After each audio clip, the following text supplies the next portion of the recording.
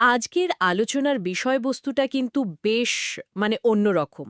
আমরা তো জানি বেদ পৃথিবীর প্রাচীনতম ধর্মগ্রন্থগুলোর একটা। হুম আর বেদের কথা ভাবলেই সাধারণত আমাদের মাথায় আসে ইন্দ্র, অগ্নি বা বরুণের মতো দেবতাদের কথা। হুম বিভিন্ন দেবদেবীর স্তুতি যজ্ঞ এই ছবিগুলোই ভেসে ওঠে। ঠিক। কিন্তু সম্প্রতি আমাদের কাছে কিছু তথ্যসূত্র এসছে, যেখানে ডক্টর জাকির নায়েক বা পণ্ডিত বৈদ্যনাথ শাস্ত্রীর মতো কিছু গবেষক একটা বেশ চমকপ্রদ দাবি করেছেন। আচ্ছা। তাদের মতে এই বেদের মধ্যেই নাকি ইসলামে বর্ণিত যে একেশ্বরবাদ তাওহিদের ধারণা, সেটা সুস্পষ্ট ইঙ্গিত লুকিয়ে আছে। ইন্টারেস্টিং। তো চলুন আজ এই দাবিটারই গভীরে গিয়ে দেখা যাক, ঠিক কোন কোন মন্ত্রের ওপর ভিত্তি করে এই ব্যাখ্যাটা দেওয়া হয়। হ্যাঁ, তবে আলোচনাটা শুরু করার আগে একটা বিষয় পরিষ্কার করে নেওয়া খুব জরুরি। অবশ্যই। আমরা এখানে একটা নির্দিষ্ট দৃষ্টিভঙ্গি নিয়ে কথা বলছি। এটা কিন্তু কোনোভাবেই বেদের একমাত্র বা মূলধারার ব্যাখ্যা নয়। রাইট। হিন্দু ধর্মতত্ত্ব বা হাজার হাজার বছরের যে বৈদিক পরম্পরা, তারা এই একই মন্ত্রগুলোকে সম্পূর্ণ ভিন্ন এবং বলা যায় আরও গভীর দার্শনিক দৃষ্টিকোণ থেকে দেখে। হুম। আমাদের আজকের উদ্দেশ্য কিন্তু কোনো একটাকে ঠিক বা ভুল প্রমাণ করা নয়। না, একদমই না। আমরা শুধু এই তুলনামূলক চিত্রটা নিরপেক্ষভাবে বুঝতে চাইছি। দেখা যাক চিন্তার নতুন কোনো দিক খুঁজে পাওয়া যায় কিনা। একদম ঠিক। তাহলে চলুন প্রথম যুক্তিটা দিয়েই শুরু করা যাক, যেটা সম্ভবত সবচেয়ে বিখ্যাত। হুম আমাদের সূত্র বলছে, গবেষকরা প্রায় ঋগ্বেদের একটা মন্ত্রের কথা বলেন, একাং সদ বিপ্রা বহুধা বাদন্তি। হ্যাঁ, ঋগ্বেদের প্রথম মণ্ডলের ১৬৪ নম্বর সূক্তের ৪৬ নম্বর মন্ত্র। এর সরল অর্থ তো এটাই যে সত্য এক, জ্ঞানীরা তাকে বিভিন্ন নামে ডাকেন। বাইরে থেকে দেখলে তো এটা খুবই শক্তিশালী একটা কথা। নিঃসন্দেহে। আর ইসলামী গবেষকরা ঠিক এই একাং সৎ এক সত্য এই অংশটার উপরই জোর দেন। আচ্ছা। তাদের ব্যাখ্যা অনুযায়ী এটা সরাসরি একজন একক অদ্বিতীয় সৃষ্টিকর্তার অস্তিত্ব ঘোষণা করছে। আর ওই যে বিভিন্ন নামে ডাকা হয় অংশটা? ওই অংশটাকে বহুধা বদন্তিকে তারা ইসলামের আল্লাহর ৯৯টি গুণবাচক নামের ধারণার সঙ্গে তুলনা করেন। ও আচ্ছা। তাদের যুক্তিটা হলো মূল সত্তা একজনই, কিন্তু তার গুণের প্রকাশ বিভিন্ন নামে হতে পারে। যেমন ধরুন, আর রহমান পরম করুণাময়, বা আল গাফুর পরম ক্ষমাশীল। বুঝেছি। সুতরাং তাদের মতে এই মন্ত্রটা বহু ঈশ্বরের ধারণাকে বাতিল করে দিয়ে এক পরম সত্তার কথাই বলছে। এই সংযোগটা বেশ আকর্ষণীয়। কিন্তু আমার মনে একটা প্রশ্ন আসছে, যেটা হয়তো অনেকের মনেই আসবে। বলুন। বেদের অন্য জায়গায় তো অনেক দেবদেবীর স্তুতি করা হয়েছে, তাই না? হ্যাঁ, হয়েছে। তাহলে এই গবেষকরা সেই অংশগুলোকে কিভাবে ব্যাখ্যা করেন? সেগুলোকে কি তারা এড়িয়ে যান? খুব ভালো প্রশ্ন। তাদের মতে বেদের মূল বার্তাটাই হল একেশ্বরবাদ, আর এই বিভিন্ন দেবদেবীর ধারণা হয়তো পরে যুক্ত হয়েছে, অথবা সেগুলোকে এক ঈশ্বরের বিভিন্ন শক্তির প্রকাশ হিসাবে দেখা উচিত। ও আচ্ছা। কিন্তু এখানেই মূলধারার বৈদিক ব্যাখ্যার সঙ্গে তাদের পার্থক্যটা সবচেয়ে স্পষ্ট। কিভাবে? দেখুন, বৈদিক দর্শন অনুযায়ী একং সৎ বলতে ঠিক ইসলামের মতো একজন ব্যক্তিসত্তা ঈশ্বর বা পার্সোনাল গডকে বোঝানো হয় না, যিনি তার সৃষ্টি থেকে সম্পূর্ণ আলাদা। তাহলে কি বোঝানো হয়? অদ্বৈত বেদান্তের ব্যাখ্যা অনুযায়ী এখানে সৎ বা সত্য হল ব্রহ্ম, মানে এক অদ্বিতীয় নিরাকার চৈতন্য, যা এই পুরো জগতের ভিত্তি। তার জগতের সবকিছুই তার অংশ। ঠিক, সবকিছুই সেই এক পরম সত্যের প্রকাশ। তাই অনেক পশ্চিমা গবেষক এটাকে মনোথিজম না বলে প্যান্থিজম বা সর্বেশ্বরবাদ বলতে বেশি স্বচ্ছন্দ বোধ করেন। পার্থক্যটা সূক্ষ্ম কিন্তু খুব গুরুত্বপূর্ণ। বোঝা গেল। তার একই ধারণাটা নিয়ে দ্বিমত নেই, কিন্তু সেই একের স্বরূপটা কি, তা নিয়েই দুটো ব্যাখ্যার মধ্যে মূল পার্থক্য। একদম। আচ্ছা, তাহলে এই একের রূপটা কেমন? তিনি কি সাকার না নিরাকার? আমাদের তথ্যসূত্রগুলোতে তো যজুর্বেদের একটা মন্ত্রের কথা বলা হয়েছে, তাই না? ঠিক তাই। শুক্ল যজুর্বেদের ৪০তম অধ্যায়ের ৮ নম্বর মন্ত্র, সেখানে বলা হয়েছে সেই পরম সত্তা হলেন অকায়ম, অকায়ম এর মানে কি? শরীরবিহীন বা নিরাকার। আরও বলা হয়েছে তিনি অব্রণম, অক্ষত, এবং শুদ্ধম অপাপবিদ্ধম, অর্থাৎ শুদ্ধ ও পাপমুক্ত। ও ইসলামী গবেষকরা এই বৈশিষ্ট্যগুলোকে ইসলামের আল্লাহর ধারণার সঙ্গে সরাসরি মিলিয়ে দেখেন, কারণ ইসলামেও আল্লাহকে নিরাকার এবং মানুষের কল্পনার অতীত হিসেবেই বর্ণনা করা হয়। কোরআনের ওই আয়াতটার মতো, লাইসা কামিস লিহি শাইউন। একদম, কোনো কিছুই তার মতো নয়। তাই বেদের এই অকায়ম বা শরীরবিহীন সত্তার ধারণাকে তারা তৌহিদের একটা শক্তিশালী প্রমাণ হিসেবেই দেখেন। এই যুক্তিটা তো আগেরটার চেয়েও বেশি, মানে সরাসরি মনে হচ্ছে। শরীরবিহীন বা নিরাকার শব্দগুলো তো খুব নির্দিষ্ট। কিন্তু এখানেও কি মূলধারার বৈদিক ব্যাখ্যায় কোনো ভিন্নতা আছে? হ্যাঁ, এখানেও ব্যাখ্যার একটা গভীরতা আছে। দেখুন, বৈদিক দর্শনে ঈশ্বরের দুটো রূপের কথা বলা হয়, সগুণ ব্রহ্ম এবং নির্গুণ ব্রহ্ম।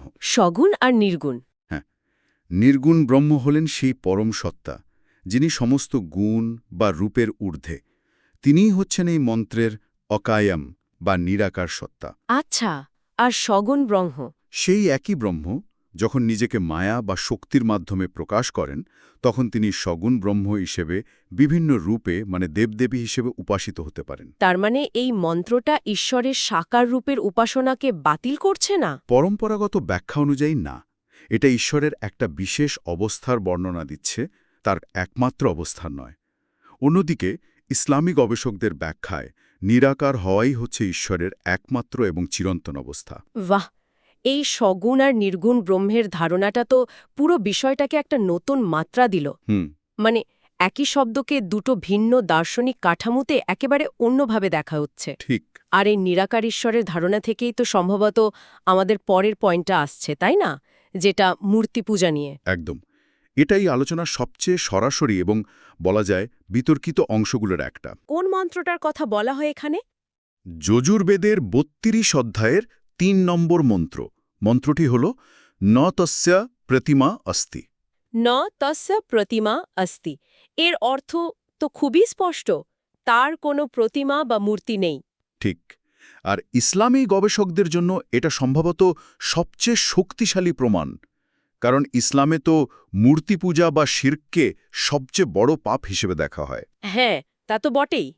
তাই যখন বেদের মতো প্রাচীন ধর্মগ্রন্থে সরাসরি এই কথাটা বলা হয়, তখন তারা এটাকে তাওহীদের মূল স্তম্ভের একটা শক্তিশালী প্রতিধ্বনি হিসেবেই দেখেন। এই বক্তব্যটা এতটাই প্রত্যক্ষ যে মানে এখানে অন্য ব্যাখ্যার সুযোগ আছে বলে তো মনে হচ্ছে না। তার কোনো প্রতিমা নেই এর চেয়ে স্পষ্ট আর কি হতে পারে? হিন্দু ধর্মে যেখানে বিগ্রহ বা মূর্তি উপাসনার একটা কেন্দ্রীয় অংশ, সেখানে এটাকে কিভাবে ব্যাখ্যা করা হয়? এটা তো একটা বড়সড় প্যারাডক্স তৈরি করছে। বিষয়টা আসলেই জটিল এবং আকর্ষণীয়। মূলধারার হিন্দু পণ্ডিতরা এখানে প্রতিমা শব্দটার একটা ভিন্ন এবং গভীরতর অর্থ করেন। কিরকম? তাদের মতে এখানে প্রতিমা মানে শুধু মূর্তি নয়, এর আর একটা অর্থ হল তুলনা বা সাদৃশ্য। ও, লাইকনেস। ঠিক। অর্থাৎ সেই পরম সত্তা এতটাই অদ্বিতীয় যে জগতের কোনো বস্তু বা রূপের সঙ্গে তার কোনো তুলনাই চলে না। তিনি অতুলনীয়। আচ্ছা, তাহলে এই ব্যাখ্যা অনুযায়ী মন্ত্রটা ঈশ্বরের মহিমাকে বর্ণনা করছে, উপাসনার পদ্ধতিকে নয়। একদম। তারা আরও বলেন যে মূর্তি বা বিগ্রহ হচ্ছে সেই অসীম ঈশ্বরের একটা প্রতীক, যার মাধ্যমে একজন ভক্ত তার ভক্তি নিবেদন করে। মূর্তিটা নিজে ঈশ্বর নয়, ঈশ্বরের কাছে পৌঁছানোর একটা মাধ্যম। অনেকটা একটা দেশের পতাকার মতো। খুব ভালো উদাহরণ দিয়েছেন। পতাকাটা যেমন শুধু এক টুকরো কাপড় নয়, এটা পুরো জাতির সার্বভৌমত্বের প্রতীক। দারুণ। তার মানে একদল এটিকে দেখছে উপাসনার বিরুদ্ধে নির্দেশ হিসাবে, আর অন্য দল এটিকে ব্যাখ্যা করছে ঈশ্বরের অতুলনীয়তার ঘোষণা হিসাবে। একই বাক্য, কিন্তু প্রেক্ষিত বদলে যাওয়ায় অর্থও পুরোপুরি বদলে যাচ্ছে। আচ্ছা, তাহলে আমরা ঈশ্বরের একত্ব, তার নিরাকার প্রকৃতি এবং প্রতিমা নিয়ে বিতর্ক, এই তিনটি বিষয় দেখলাম। আমাদের সূত্রগুলোতে শেষ যে বিষয়টি আছে তা হল উপাসনার রীতি। মানে প্রার্থনা কার উদ্দেশ্যে করা উচিত? ঠিক। এই বিষয়ে ঋগ্বেদের কিছু মন্ত্রকে তুলে ধরা হয়, যেমন ষষ্ঠ মণ্ডলের ৪৫ সূক্তের ১৬ নম্বর মন্ত্র। সেখানে কি বলা হয়েছে? এর সরল অর্থ অনেকটা এরকম: হে এক সর্বোচ্চ শক্তি, তোমারই আমরা বন্দনা করি এবং তোমার কাছেই সাহায্য চাই। এই প্রার্থনার ভঙ্গিটা তো খুব পরিচিত লাগছে। লাগারই কথা। এটা ইসলামী প্রার্থনার সঙ্গে, বিশেষ করে সূরা ফাতিহার ইয়াক্কা না'বুদু ওয়া ইয়াক্কা নাস্তাইন, আমরা কেবল তোমারই ইবাদত করি এবং তোমারই কাছে সাহায্য চাই, এর সঙ্গে প্রায় হুবহু মিলে যাচ্ছে। একদম। এখানে উপাসনা এবং সাহায্য প্রার্থনা শুধুমাত্র এক সর্বোচ্চ শক্তিকেই নিবেদন করা হচ্ছে, অন্য কোনো দেবদেবী বা মধ্যস্থতাকারীকে নয়। গবেষকদের দৃষ্টিতে এটা শিরকমুক্ত উপাসনার একটি বিশুদ্ধ উদাহরণ। এই সাদৃশ্যটা সত্যি চোখে পড়ার মতো। তার মানে এই ব্যাখ্যা অনুযায়ী বেদে বহু দেবতার উপাসনা থাকলেও চূড়ান্ত প্রার্থনাটা শুধু সেই এক পরম সত্তার দিকেই নির্দেশিত। হুম। কিন্তু এখানেও কি বৈদিক দর্শনের নিজস্ব কোনো ব্যাখ্যা আছে? অবশ্যই। এখানে হেনোথেইজম বলে একটা ধারণা খুব প্রাসঙ্গিক। ম্যাক্স মুলারের মতো পণ্ডিতরা এই শব্দটা ব্যবহার করেছেন। হেনোথেইজম সেটা কি? এর মানে হল বৈদিক ঋষিরা যখন কোনো নির্দিষ্ট দেবতার স্তুতি করতেন, যেমন ধরুন ইন্দ্র বা অগ্নি, হ্যাঁ। তখন সেই নির্দিষ্ট স্তোত্রের জন্য তাকেই সর্বোচ্চ এবং সর্বশক্তিমান সত্তা হিসাবে বন্দনা করতেন, কিন্তু তারা অন্য দেবতাদের অস্তিত্বকে অস্বীকার করতেন না। ও আচ্ছা। পরের স্তোত্রে হয়তো অন্য কোনো দেবতাকে সর্বোচ্চ আসন দেওয়া হতো। এটা অনেকটা একজন মানুষের বিভিন্ন ভূমিকার মতো। যখন তিনি বাবা, তখন সেই ভূমিকাই প্রধান, যখন ডাক্তার, তখন সেই ভূমিকা। বুঝেছি। প্রতিটি ভূমিকাই সত্য, কিন্তু প্রেক্ষিতটা ভিন্ন। ঠিক। তাই এই ধরনের মন্ত্রকে অন্য দেবতাদের বাতিল করে দিয়ে একেশ্বরবাদ প্রতিষ্ঠা হিসেবে না দেখে নির্দিষ্ট প্রেক্ষাপটে একটি দেবতাকে সর্বোচ্চ গুরুত্ব দেওয়ার প্রবণতা হিসেবেও ব্যাখ্যা করা হয়। তাহলে সব মিলিয়ে যদি আমরা এই গবেষকদের যুক্তিগুলোকে এক জায়গায় আনি, তাদের মূল দাবিটা ঠিক কি দাঁড়াচ্ছে? যদি আমরা তাদের যুক্তিগুলোকে সারসংক্ষেপ করি, তাহলে মূলত তিনটি প্রধান সাদৃশ্যের কথা উঠে আসে। হুম। প্রথমত, ঈশ্বর এক এবং অদ্বিতীয়। একংসৎ এই মন্ত্রের মাধ্যমে তারা বেদে এক পরম সত্তার ধারণা খুঁজে পান। আচ্ছা। দ্বিতীয়ত, তিনি নিরাকার এবং অতুলনীয়।